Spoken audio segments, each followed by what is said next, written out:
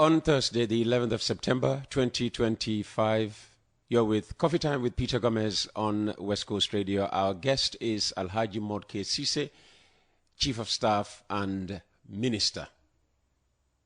Let's start the second half of our conversation with a question on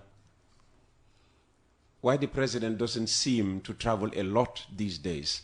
As we speak, the Vice President is in Addis Ababa, or if he just arrived back from Addis Ababa. Was in Turkmenistan recently, was, all over the place representing the President. Now, this is a man who has gone from being accused of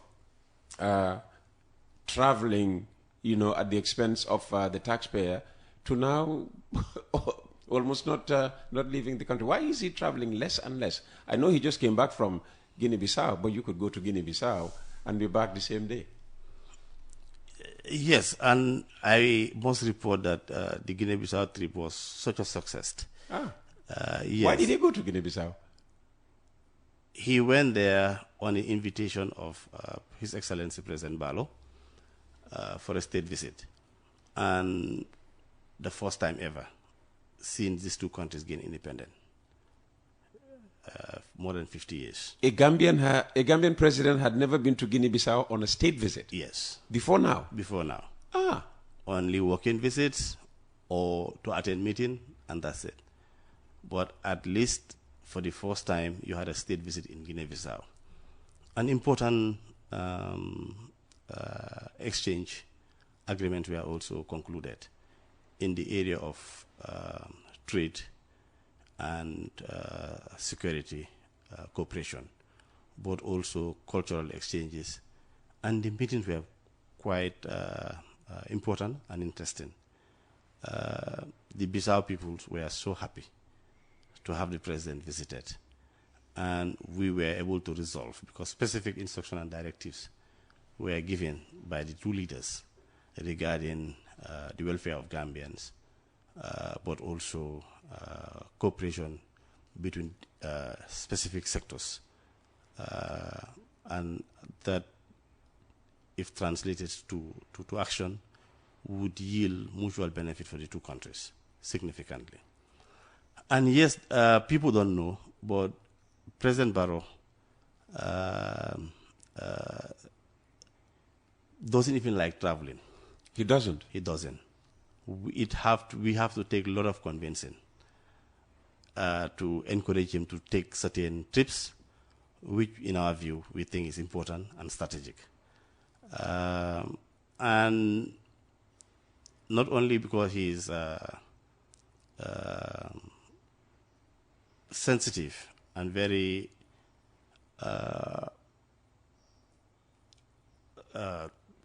understanding to the kind of country that he leads in terms of resource endowment, and would want to preserve public resources as much as possible. But he carefully picks his trips. That's, I must say.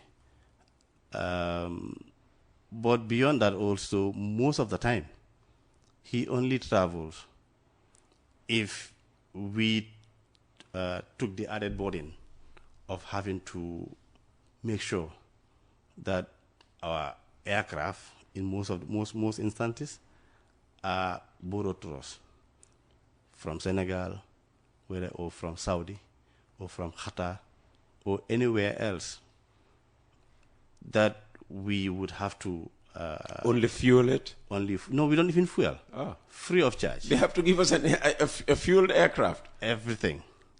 And that is how careful the president picks his trips. But he do travel. Of course, he just came from Guinea-Bissau. From Guinea-Bissau and to important destination.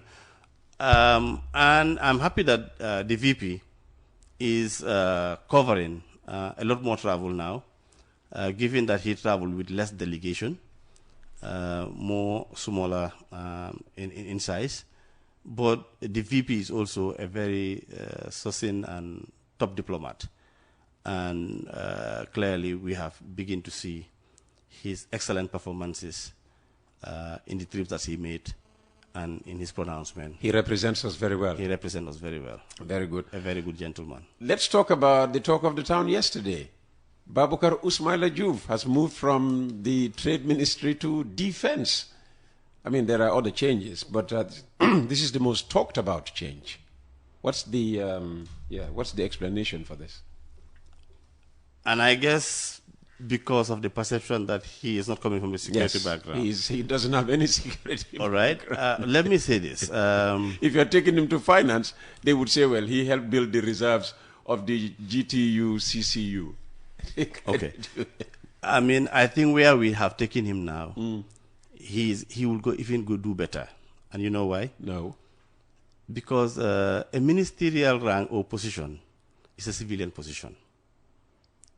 Even if you were in the army, you would have been required to put down your army uniform and wear a civilian uniform. To resign from the army, become a civilian to take the position. To resign from the army, become a civilian to take the position. Now, and that is because the principle of a democratic governance is such that the security and the military are subject to civilian authority. So you would be a civilian. And they are required to have civilian leader. And the principal function of a minister is policy making. Though it doesn't remove the knowledge requirement of having security technical information feed into that policy making process, but the institutions of the military are there to provide that gap. So as a minister, your principal responsibility is to coordinate the work of the military institutions, receive inputs from them, and then formulate them as a policy, and provide the required leadership and report to the commander-in-chief. But Peter, let me also say, even in Senegal here, the head of the army, and in Kenya, who is the head of the army? These are civilians. So even if we benchmark, Gambia, even historically, in PPP Jawara time, Sekou Sabali headed the Ministry of Defense. So what is new? And I can tell you that Honorable Juve, being the reformer he is expected to add a new perspective into the national security reform agenda. And we expect him to do very well, just like he have recently done in the establishment of the Ministry of Public Service and his stint at Ministry of Trade. But of course, his household institution that he have built in the Gambia Teachers Union, Cooperative Union. By the way, your president was in Bakote yesterday. Our president, I should say, was in Bakote yesterday, inaugurating the GTU, CCU headquarters there. Fantastic edifice. I wasn't fortunate to be there. Oh, you were not there? You had to stay back in the office. My deputy was there. But later I saw the pictures and really... beautiful building. Some of us thought it was a bank at the oh, yeah. at the beginning. Let's now talk about, the priorities of the government, particularly where it affects, youth and women development. Excellent, Peter. I think even the opposition simply acknowledges that, yes, the president is doing very well in the area of development. The opposition acknowledges that? Yeah, they do. What you will hear them say, yes, he is doing well in the area of infrastructure, but infrastructure can do collect. All right? Okay. But infrastructure also is the foundation. How is that youth and how is that women? No, I'm coming to that in a moment. All right. I was just building a foundation. Okay. To say that the foundation of development or any development cannot happen in the absence of infrastructure, whether it's agriculture, education, or anything, you name it. Now, and the opposition, the same opposition, will also say, the only performing minister is higher education minister. But that is because they've just been mischievous. Oh. Yeah, because you look at the Minister of Youth and Sports, who first qualify us to international competitions, which international athlete were developed at what time? The first time that the National Independence Stadium that have been constructed some 30 years ago, for the first time it having a very decent facelift. Yes, it's delayed, but at least something is coming up. Government have recently just allocated a land for the construction of an independent stadium, Now take health for instance. Go to RVH, the kind of maintenance work that are going on there. At the moment, you have significant pressure in terms of bed and space, but that is expected because at the moment, during the maintenance process, 50 beds space is not available, and hence the congestion.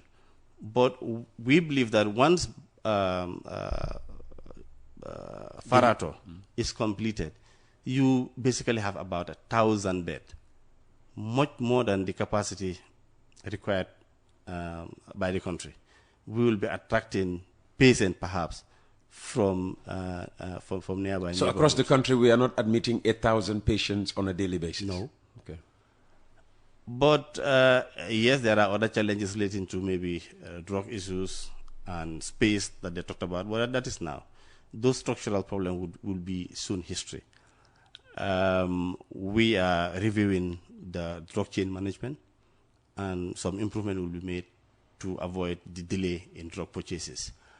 But take, for example, also, even in the area of lower basic education, going by the exams, the base, that's the numbers, are increasing, but the exam, the percentage of passes are also increasing. That signifies also that performance is also increasing.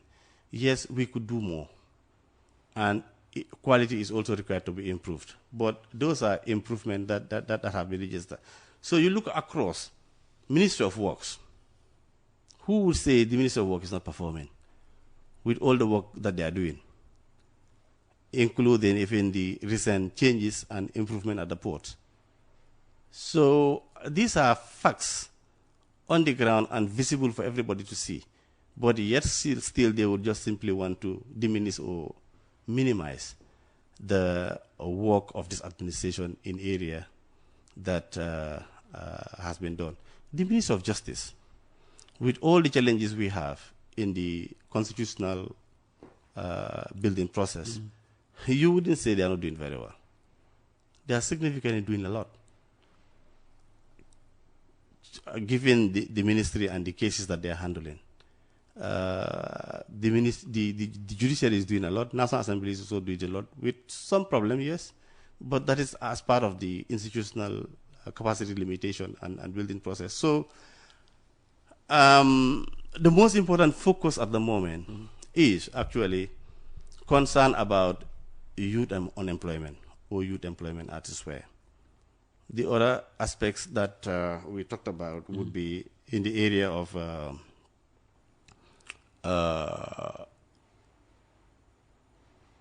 women empowerment and social cohesion.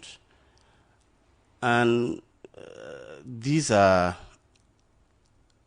difficult issues because at the end of the day,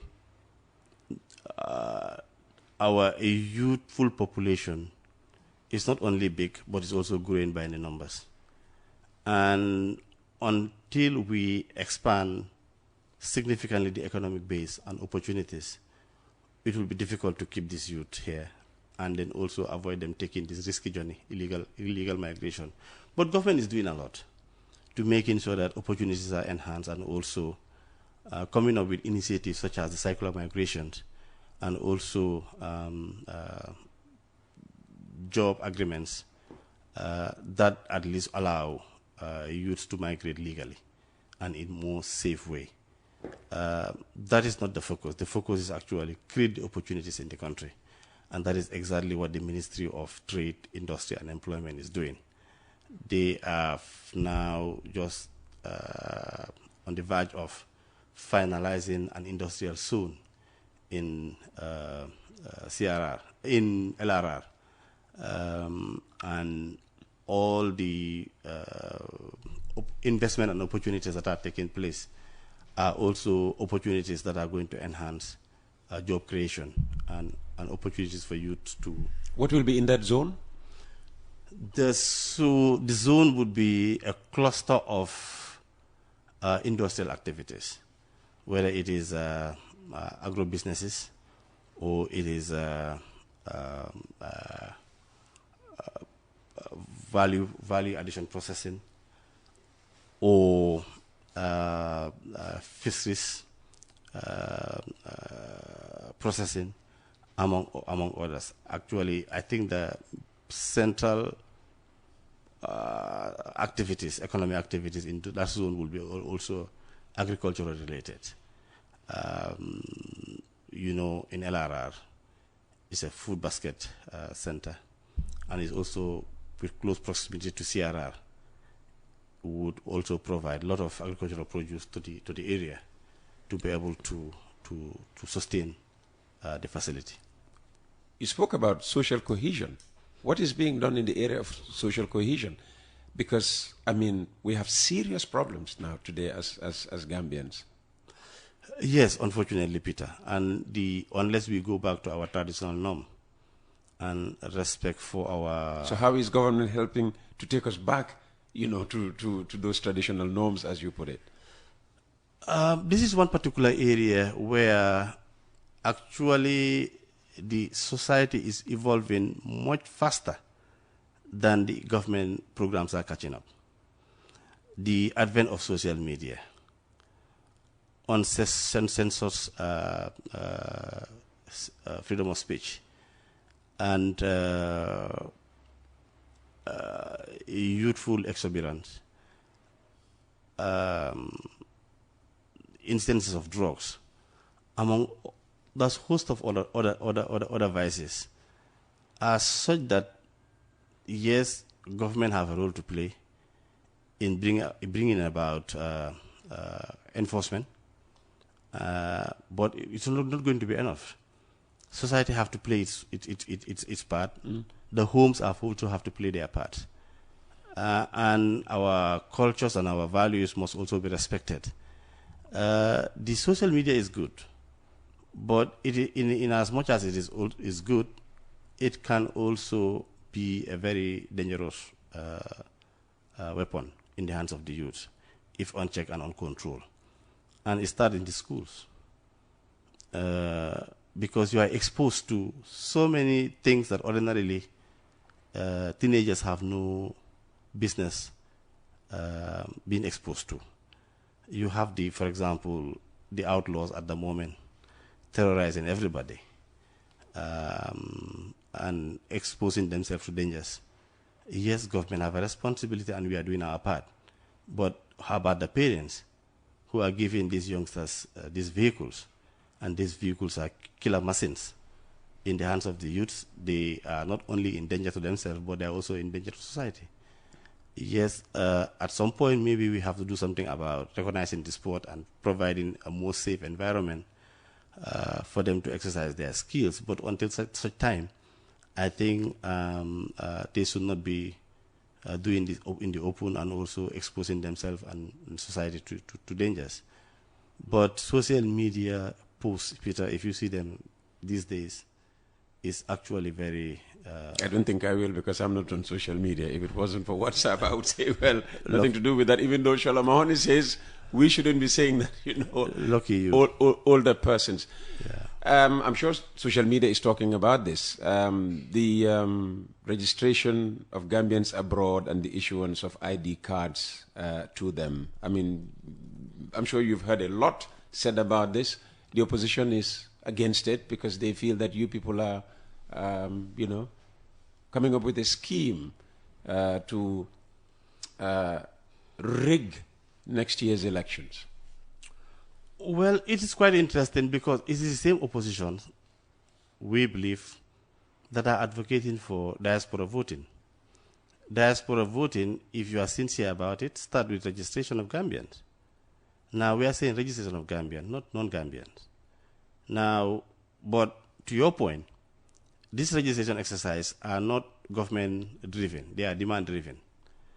The president traveled to those places, and the communities, the Gambian communities in those places requested that, Mr. President, please help us with our papers, we need to be registered, given ID cards or birth certificates. They specifically ask for ID cards. Exactly. Birth certificates may be passports for somebody who is outside the country. They ask for all Gambian passport where possible, Gambian IDs where possible.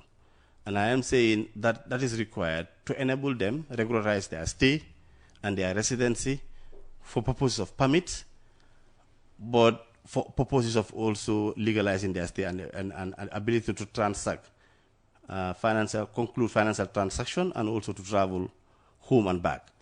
Now, interestingly, the same opposition welcome birth certificates issuance overseas in European and elsewhere, but would cry over issuance of ID cards and other kind of documents in our neighborhoods. And that is quite contradictory and very funny. But like I said, this is not about election gimmicks. We're talking about life and death here.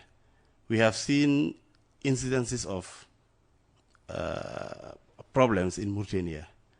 The same situation we found in Gabon. The same situation we found in Togo.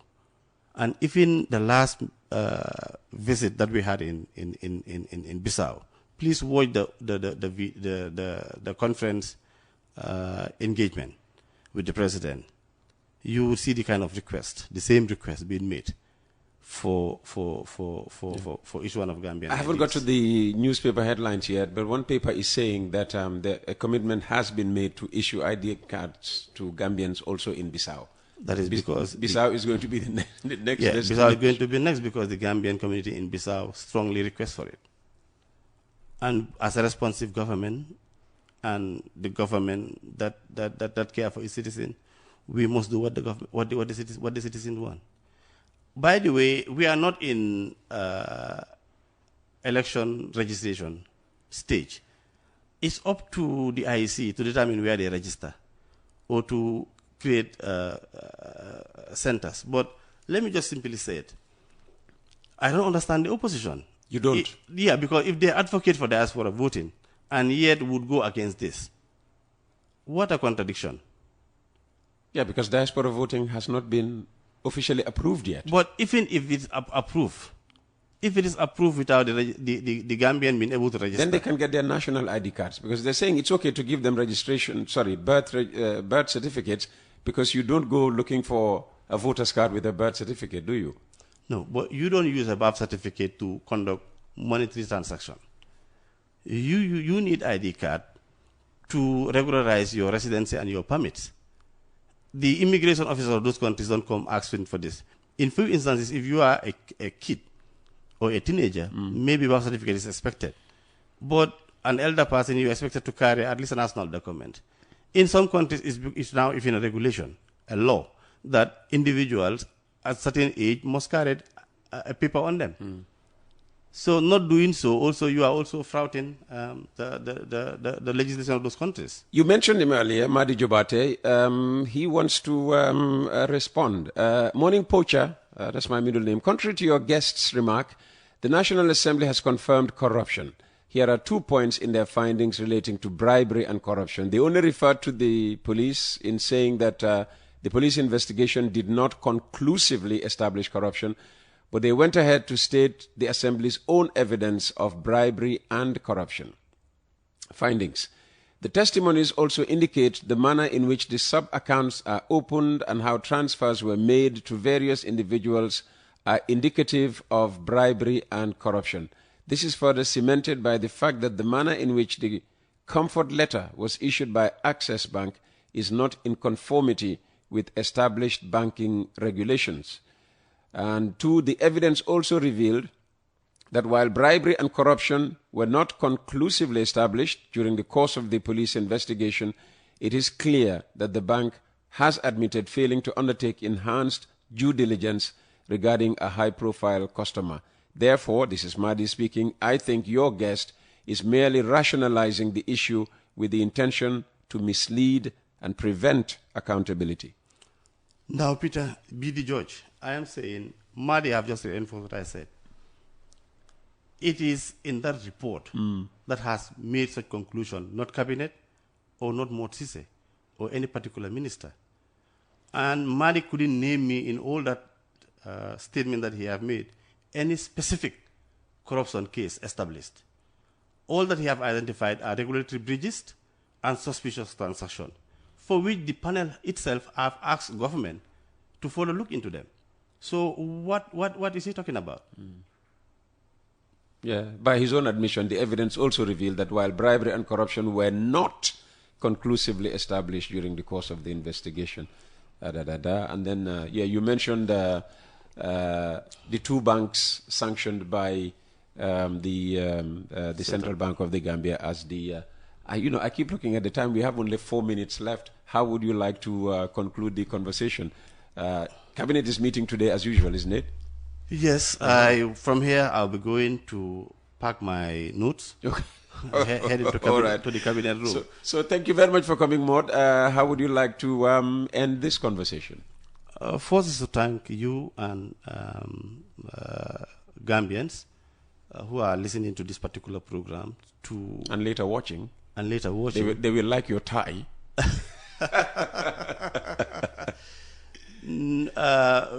Pay attention to all genuine views and opinions, but also not lose sight of facts and figures.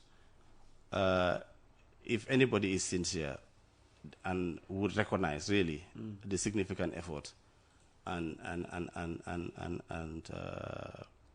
contribution that this administration under His Excellency President Adam Barrow is doing. Whenever I have a minister here or senior government official, they always harp on what the government has done and achieved. Why is it that apparently the majority of people, well, I mean, from what you read in, posts and whatever, they're not recognizing? Yeah, but that's exactly my point. I am saying government have one voice. You also have 10 or 15 other counter voices. All are saying opposite to what government is saying. But the Gambian people are intelligent and very smart, much smarter than those of us that are speaking.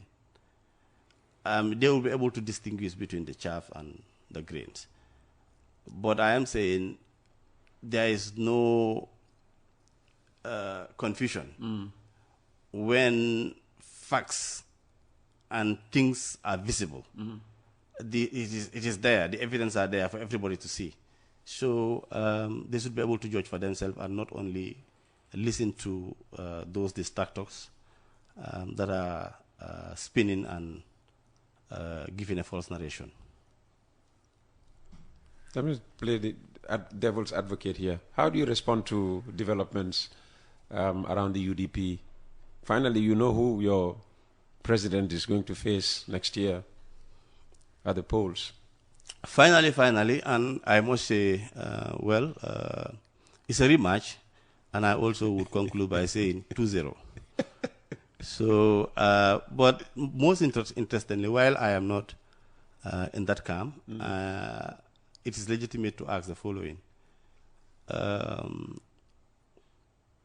First, they were doing 2 years conventions, and the convention was the decider of a flag bearership. Now that has changed to 4 years recently, and now even before that 4 years, now it has been now front-loaded and the flag bearership is now selected. What a change of rules. Number 2, I am just repeating what some of them says. They said the UDP is captured by conservative far rights that have set structural limitations for youngsters such as Talib and his like. Whether that is true or not, I don't know, but I am inviting people like Talib and everybody else to come and join the NPP. If Talib came over, you'd accept him? Oh, we are a political party. We expect every Gambian, regardless of... Have you been luring him to the party? No. I heard he was at State House at some point. I'm not aware of that. You're not? No. Okay. I am not aware of that. Right. But the outcome was so obvious, and to some of us who follow politics, this was not surprise. It was expected, and it was just basically a very sound exercise process. Nothing new, but the process changes really was worrying. And really, people, if that is what demonstrates internal democracy in a political party, then definitely we have a long way to go. Second, the UDP flag bearership now is going for a 7th term.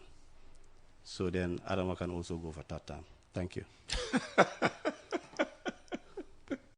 Jar Oil. The company have filling stations across the country, and our rates are relatively cheaper than anyone else across the country. Jar Oil is the biggest producer and distributor of cement in the country with the most competitive prices in the market.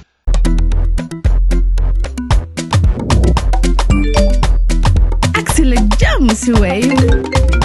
Yo, apply. Yo, luta to dede. Luta mo nulo jel mo to nga andil mahalis. Hello? Bisul mo fine. What? Bisul mo fine. Oh, yes!